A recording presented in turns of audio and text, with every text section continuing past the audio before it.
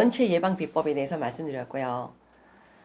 연체 예방 비법, 이거는 일단 세입자가 들어온 다음에 임대료를 잘 받는 방법, 연체 예방 비법이라면 지금 이제 제가 말씀드릴 거는 임대차 관리, 그 중에서도 임대차 마케팅, 또 임차인 그런 유치하는 방법, 혹은 시장 분석, 이런 거에 대해서 이제 말씀을 드릴까 합니다. 일단 뭐 들어와야지 월세를 받는 거 아니겠어요? 자, 그럼 어떻게 하면 임차인이 잘 들어올 것인가? 이렇게 말씀을 드리는데, 자, 예전에는 보통 이제 소극적으로 뭐 인근의 중개업소에 내놓다든지 또 뭐 현수막 몇 개 걸고 이제 이걸로 끝이었어요. 근데 이제 물론 그것도 아주 기본 중에 기본인데 그거는 이제 아주 소극적인 방법이고요. 요즘에 또 온라인이 대세잖아요. 그래서 온라인 홍보를 아주 잘 하셔야 되고 또 적극적으로 이런 현장을 방문을 하고 중개업소도 활용을 잘 하고 중요한 건 무엇보다 탄력적인 임대 옵션을 잘 놓아야 됩니다. 보통 이제 임대인들이 그러세요. 요즘은 시세가 150만 원이니 150만 원으로 좀 어느 정도 그 정도에서 플러스 마이너스 알파로 이렇게 좀 한번 나보겠습니다. 그럼 무슨 소리야? 250만 원을 내가 지금 5년 동안 놨는데 하고 그 250만 원 선에서 전혀 지금 유도리 있게 생각을 못 하세요. 자, 그런 분들 내가 많이 봤거든요. 결국엔 1년 뒤에 150이라도 놔줘. 이렇게 연락이 옵니다. 자, 그러면 애초에 150이라도 놨더라면 1년 동안 그래도 1,800원 벌었잖아요. 근데 250만 원 주장하느라고 1년 동안 공실이 있다가 결국에는 낮춰가지고 150이라도 놔줘. 이렇게 한단 말이에요. 그럼 1년 동안 뭡니까? 괜히 공실에 기회비용만 달린 거잖아요. 그렇기 때문에 너무 그 과거의 나의 임대료에 대해서 고집을 내세우지 마시고 지금 시장 환경이 어떤지, 더군다나 요즘 같은 경우에 너무나 시장이 안 좋잖아요. 공실도 많고 그럴 때, 자, 공실 많은데 그래도 어느 곳에는 공실이 아니고 임차인이 있고 또 공실이 있는 곳이 있단 말이에요. 그러면 그랬을 때 반대로 생각해 보세요. 여러분들이 나 같으면 자, 사무실이 필요하다 혹은 이런 상가 운영하기 위한 가게가 필요하다. 어딜 들어가겠어요? 어떤 조건을 제시했을 때 내가 거기에 마음이 끌리겠냐 이거예요. 이거를 생각해 보시란 말이죠. 그랬을 때 탄력적으로 유동적으로 해주는 임대인이 있는 그런 상가 건물에 들어가시겠죠. 그런 것처럼 여러분들도 탄력적으로 임대를 하셔라. 이렇게 이제 얘기를 드리는 겁니다. 그리고 이제 임대 시장 분석을 해야 되겠죠. 보통 내가 이제 뭐 조그만 상가 이런 것도 있지만 보통 이제 뭐 한 6, 7층 이런 상가 주택 이런 데 많이들 갖고 있잖아요. 그랬을 때 그런 거를 이제 과연 내가 적정하게 얼마를 받아야지 이게 적정한 임대료를 받는 것이냐. 이거가 가장 이제 궁금한 사항이죠. 무작정 올릴 수도 없고 내릴 수도 없고. 그랬을 때에 이제 임대 시장 분석이라는 거를 하게 되는데요. 우선 처음에 임대 시장 분석을 할 때는 동일 상권, 또 동일 규모, 동일 업종 이런 거와 같이 비교를 해서 하셔야 됩니다. 예를 들어서 나는 6층짜리 건물인데 저기 10층짜리 건물하고 비교를 할 수는 없는 거잖아요. 또 나는 이면도로인데 저 앞에 있는 대로변에 있는 건물하고 비교를 할 수가 없단 말이죠. 그래서 비슷한 동일한 규모, 동일한 업종, 동일한 어떤 그런 상권, 여기에서 비슷하게 그 유사 사례를 많이 보시고 상권을 분석을 하셔야 된단 말입니다. 그래서 대로변은 대로변끼리, 또 이면은 이면끼리, 또 뭐 5층이나 6층이면 5층, 6층끼리 그렇게 비슷한 규모에 맞춰서 시장 분석을 하시면 되겠습니다. 또 이제 임대 상품을 기획을 해야 돼요. 그죠? 그냥 보통 이제 건물주들이 잘 투자를 안 해요. 근데 투자를 안 하는 거가 그만큼 내 그 건물에 어떤 자산 가치를 그만큼 떨군다라고 생각을 하셔야 되는데 대부분 이제 귀찮으니까 그리고 돈 들이기 싫으니까 보통 이제 이 두 가지 이유로 건물들을 많이 이제 저기를 안 하는데 일단 내가 먼저 좀 투자를 해야 돼요. 그 투자라는 거는 단 비용 투자만이 아니라 어떤 그런 나의 어떤 성심과 노력도 들어가야 돼요. 예를 들어서요. 그거는 이제 우리 전문 용어로 임대 상품을 기획을 해야 된다라고 얘기를 할 수가 있는데 자, 여러분들 시장에 가도요. 기왕이면 탐스럽고 빛나는 이쁜 상품을 얻지 옆에 좀 뭔가 좀 기스간 것 같고 뭔가 남의 손이 좀 많이 간 거 그 상품 가져오지 않잖아요. 마찬가지입니다. 여러분들이 내가 어디 임차를 들어갔을 때 다 둘러보게 되죠. 공동 현관도 좀 보고 여기 뭐 CCTV는 있는지 또 화장실 제일 중요한 게 이 공용 공간 화장실을 보게 돼요. 화장실 들어갔어. 근데 입구는 뭐 별 볼 일 없는데 이 화장실이 너무 잘 돼 있어. 예를 들면 진짜 호텔급으로 너무 잘 돼 있단 말이죠. 쑥녀 뭐 신사해가지고 구분돼 있고 거울도 아주 깔끔하게 이렇게 돼 있으면 그 건물의 이미지가 상당히 달라 보여요. 그런데 거치말짱한데 오히려 화장실이 굉장히 지저분해. 뭐 물내리도 안 돼 있고 막 냄새도 나고 그러면 여러분들 어때요? 굉장히 이미지 안 좋아요. 그 때문에 건물의 이미지에서 가장 중요한 부분을 차지하는 게 공용 공간, 즉 화장실입니다. 그래서 화장실도 정말 뭐 호텔급으로 할 수 있으면 정말 좋아요. 정말 그건 뭐 더할 나위 없이 좋은데 내가 그 정도까지 못하겠다 싶으면 최소한 깔끔하게라도 그리고 향내라도 나게끔 그렇게 잘 꾸며 놓으시면 정말 그것 때문에도 건물이 상당히 여기는 관리가 잘 돼 있구나. 딴 거 없어요.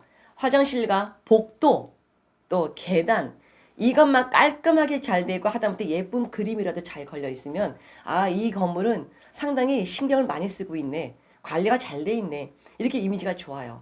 그러면 기왕 임차가 들어가는 사람도 깔끔하게 그런 건물에 들어가고 싶기 때문에 훨씬 더 임대를 빨리 잘 놓을 수 있다. 한마디로 말해서 임대 상품이 잘 기획되어 있다.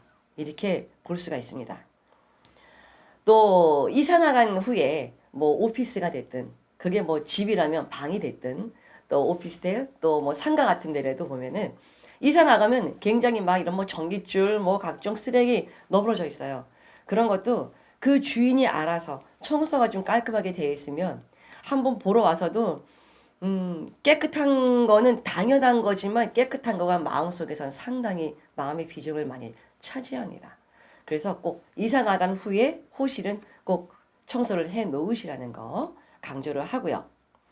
그 다음에 임대료 산정도 상당히 무시 못하는 부분입니다. 말씀드린 대로 너무 비싸기도 말고 동일한 규모와 동일한 상권에서 비교를 하셔서 아니면 여러분들 좀 더 유도리 있게 생각하신다면 시장이 어려울 때 또 주변에 너무 공실이 많을 때 내 건물 빨리 임차 얻고 싶을 때는요 조금 낮추는 것도 좋아요. 그래봤자 1, 20만 원 낮추면 들어오는 입장에서 상당히 그 기분이 좋거든요. 그 1, 20만 원 갖고 찾아볼 때 관리비라도 해결이 되겠다 이런 마음이 들기 때문에 빨리 들어오게 돼 있어요. 근데 그 1, 20만 원에 그 마음을 못 비우고 그럴 때는 그만큼 공실 기간이 길어질 수 있다라는 거. 그래서 현 시세를 최대한 반영을 하고 또 이런 경우도 있어요. 나 임대료 내리기 싫다. 이런 경우도 있어요. 그럴 때는 렌트 프리라는 게 있어요. 자, 어떤 주변의 이목도 있고 내 건물에 자산 가치가 있기 때문에 이거는 월세 500을 무조건 유지해야 돼. 재무제표상 이거는 월세 500이라는 거를 꼭 가치 평가할 때도 반영이 되기 때문에 500은 중요해. 근데 이거를 뭐 300, 400 낮추기는 재무제표가 내려가니까 아무래도 가치 평가가 내려갈 거 아니에요. 그렇기 때문에 500은 유지를 하되 렌트 프리를 주세요. 렌트 프리 3개월, 뭐 많으면 6개월 이런 식으로 렌트 프리를 주겠다.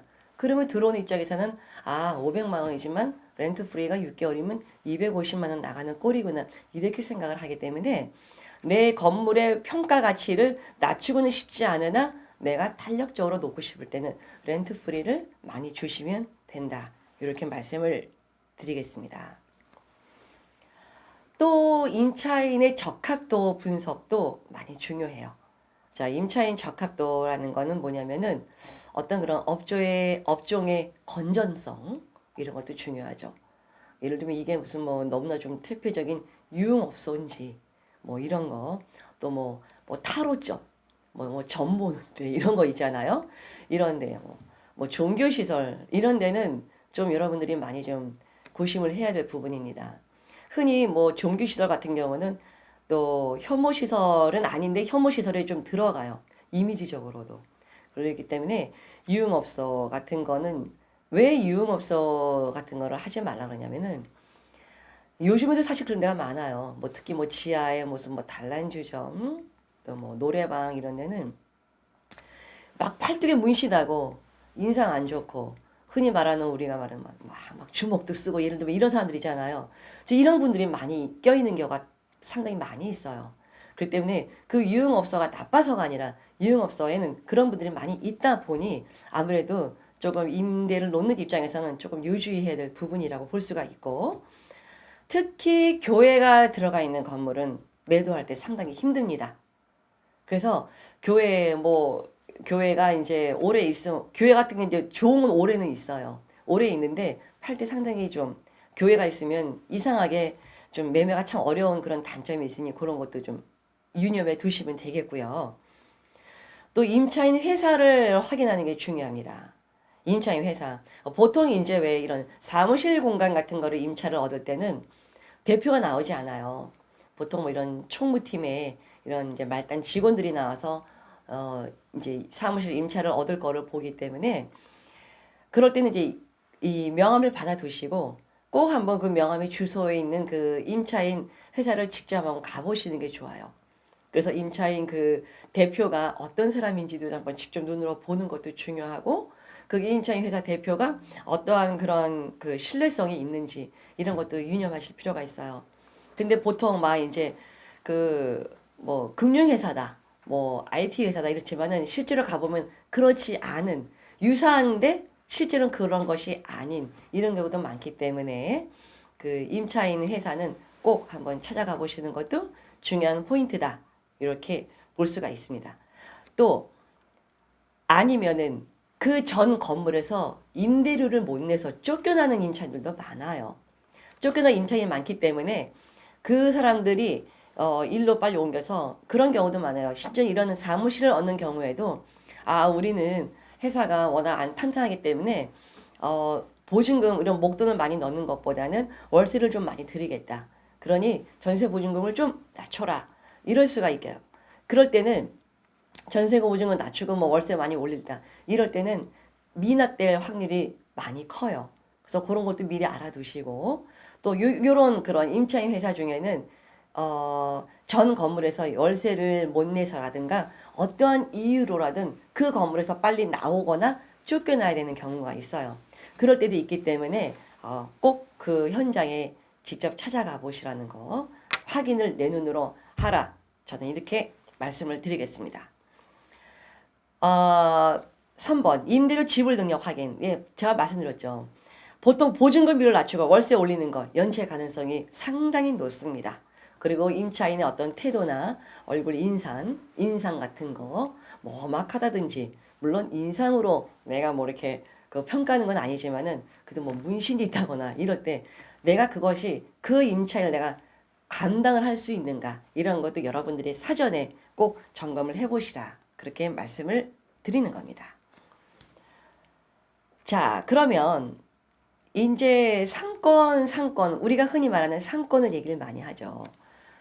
여러분들이 상가 빌딩을 사시던 아니면 조금만 어떤 장사를 하기 위해서, 영업활동하기 위해서 상가에 내가 임차를 얻어 들어가던, 상권이란 거는 너도 나도 중요하다는 거는 다 알고 있어요. 그러면 우리가 말할 때 이 상권 얘기를 하는데 과연 상권이 무엇이냐? 여러분들에게 얘기하는데, 흔히 이 상권이라는 것은 두 가지로 나뉘어요. 보시는 바와 같이 상세권이 있고 상가권이 있어요. 그래서 상세권이라는 것은 점포를 이용하는 소비자의 거주 또는 근무 범위, 이거를 상세권이라고 하고, 상가권은 여러 점포가 모여서 형성되는 상업지역, 이거를 상가권이라고 해요. 그래서 우리가 말할 때 상권 하면은 보통 이제 상가권을 얘기를 하는 경우가 많아요. 그런데 여러분들은 상가권만 고려하시면 안 되고 이 상세권이 같이 형성이 되어져 있는가, 이거를 꼭 보시라고 저는 강조를 하고 싶습니다.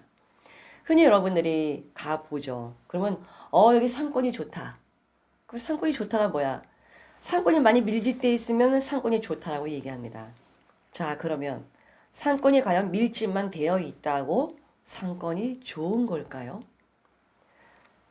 그 상권이 밀집되어 있는 상가가 밀집되어 있는 그 상권 지역에 결국 매출에 기여를 하는 건 누구죠? 고객들이죠.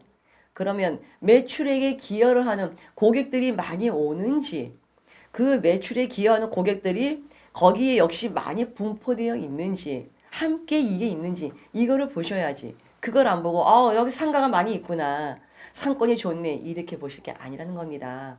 결국 매출을 올려주는 거는 고객이기 때문에 바로 그 상가, 점포를 이용하는 이용객들의 거주 또는 근무 범위가 인근에 있는지 그거 상세권을 꼭 보시라고 저는 그렇게 얘기를 강조를 합니다.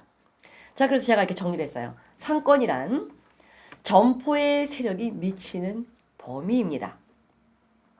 흔히 이 상권이라는 건 영어로 뭐 비즈니스 디스트릭트, 비즈니스 에어리아, the marketing area, marketing district 이렇게 얘기를 하고 있어요. 각종 얘기를 많이 하고 있는데 그래서 이 상권 결국 마케팅 에어리아라고 얘기를 하는 거는 거기에 우선은 점포의 세력이 미치는 범위가 어디까지인가 이거가 상권의 범위가 어디까지인가를 같이 논의할 수 있는 거고요. 그 다음에 고객을 흡입할 수 있는 지리적인 영역이 있는가 고객을 흡입할 수 있는가 바로 그것이 상세권이죠. 여러분들에게 말씀드린 또 마케팅 단위로서의 그런 공간적 범위 예를 들면 마케팅 대상 범위 실질 구매 능력이 있는 유효 수요의 분포 공간이 같이 되어져 있는지 이거를 꼭 보셔야 됩니다. 그리고 또 판매를 대상으로 설정한 그런 일정한 지역들 판매 상권 지역 이것도 상권이라고 얘기를 하고요. 또 그 지역 내에 고객이 존재하는 시간적, 공간적 범위가 어디까지인가 이것도 상권이라고 볼 수 있습니다. 점포 또는 직접된 점포의 흡입력 이것도 보셔야 하고요. 매출액에 기여하는 고객이 분포하고 있는 지역 그래서 여러분들 그 다음 이 건물을 보시면은요 사진이 쫙 있죠. 자 위에 사진을 보면은 멋있는 대로변입니다. 가로수길도 있고 굵직굵직한 빌딩도 있고 차들이 막 다니죠. 또 위에 보시면 고가 차도도 있습니다. 지하차도도 있어요. 멋있어요. 차들이 팩팩 지나갑니다. 자 여기에 빌딩을 떡하니 사면 좋으시겠어요? 안 좋으시겠어요? 아닙니다. 이런 데 빌딩을 사면 절대로 안 됩니다. 대로변이랑 무조건 좋은 거 아닙니다. 대로변도 흘러가는 상권이 있고요. 거기에 축적이 되는 상권이 있는데 위에 같은 그런 사진을 보면 이거는 그냥 지나가는 흘러가는 상권입니다. 절대 고객이 들어오질 않습니다. 주로 차가 다니는 대로변이기 때문에 그런데 이런 대로변에 있는 건물 뒤에 밑에 보시면 먹자 골목이 많죠. 먹자 상권 이런 것들이 쫙 있고 이런 게 있으면은 그거는 좋은 상권입니다. 다시 말해서 그 다음 페이지를 보시면 자 여러분 그림을 보세요. A가 있고 B가 있습니다. 자 A는 건물이 떡하니 있어요. 떡하니 있고 계속 그 옆에 그냥 건물들만 있어요. 그런데 B는 건물 뒤에 먹자 상권이 있습니다. 먹자 골목이 계속 있어요. 건물 앞뒤로. 그러면 똑같은 A와 B 대로변을 놓고 건너편에 A는 그냥 대로변에 건물만 있고 B는 대로변에 건물 플러스 그 앞뒤로 이면도로에 먹자 상권이 있다. 자, 어느 게 좋습니까? A일까요? B일까요? 바로 B라는 건물을 사셔야 됩니다. A는 땅값이 안 오르는 상권이라고 볼 수 있습니다. 안 오르는 건물이고요. 같은 대로변인데도 건너편에 건물의 차이가 나는 이유는 바로 보시는 A 같은 건물은 땅값이 안 오르는 건물이고요. B 같은 건물이 땅값이 오르는 건물입니다. 그래서 상권도 세 가지가 있어요.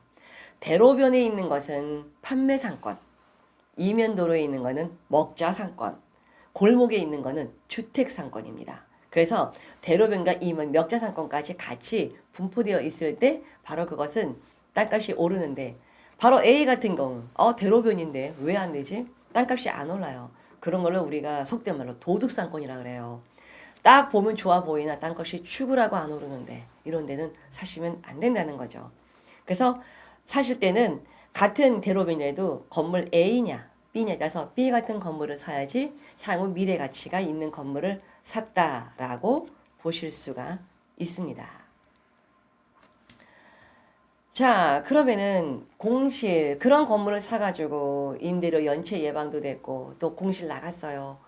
어떻게 할까? 항상 여러분께서는 이 부동산 건물 자산 관리하는 입장에서는 항상 무슨 선물을 줘야 될까라는 것을 염두에 두셔야 됩니다. 자, 임차료를 어떻게 하든지 잘 받아야 되기 이전에 어떻게 하면 좋은 임차인을 만날 것이며 어떻게 하면 좋은 임차인이 들어와서 얼마 동안 오래 있을 것인가. 그러기 이전에 좋은 임차인을 내가 낚으려면 나는 그들에게 무슨 선물을 줘야 될 것인가. 그 생각을 하셔야 됩니다. 그걸 바로 아까도 초반에 얘기했지만 임대 상품을 잘 기획을 하셔야 됩니다. 그래서 쾌적한 공간을 만드셔서 화장실이나 현관 있고 또는 주차장도 하나의 그런 좋은 임차인을 유치할 수 있는 하나의 요소라고 볼 수가 있어요. 주차 공간. 내가 만약에 주차 공간이 없어. 그러면은 인근에 있는 공영 주차장하고 MOU를 맺어서라도 내가 주차료를 내가 얼마 동안 이렇게 지원을 해줄 수 있는 이런 거라든가 이런 거를 해줘야지 충분히 임대 그 상가로서 충분히 가치가 있다. 또 요즘은 또 옥상 같은 것도 많이 있습니다. 옥상도 그냥 빈터, 담배 피는 공간의 옥상이 아니라 인조잔이라도 깔고 거기에 예쁜 소나무라도 좀 심어서 하다못해 그 뭐 벤치라도 앉아 있으면 느낌이 다르죠. 그러면 일하다가 밑에 뭐 사무실이나 상가에 근무했던 사람들이 옥상에 올라가서 하다못해 널찍한 이런 조망만 바라봐도 마음이 훨씬 여유로워지는 이런 거를 여러분들 많이 경험했을 거예요. 그런 것들, 어떤 유형적, 무형적인 거를 어떻게 하면 내가 잘 선물을 할 것인가. 이런 여러분들의 머릿속에는 그런 기획 마인드, 자산관리로서의 정말 좋은 건물주로서, 좋은 관리사로서의 좋은 마인드를 갖고 계시는 것도 좋은 자산관리로서의 중요한 자세라고 저는 그렇게 얘기를 합니다. 그리고 또 임대료 하한가 같은 것도 미리 또 확정을 놓으셔야 돼요. 예를 들면 나는 200에 내놨는데 요 호수는 200에 내놨는데 하는데 자꾸 뭐 180에 놓자고 하는 거예요.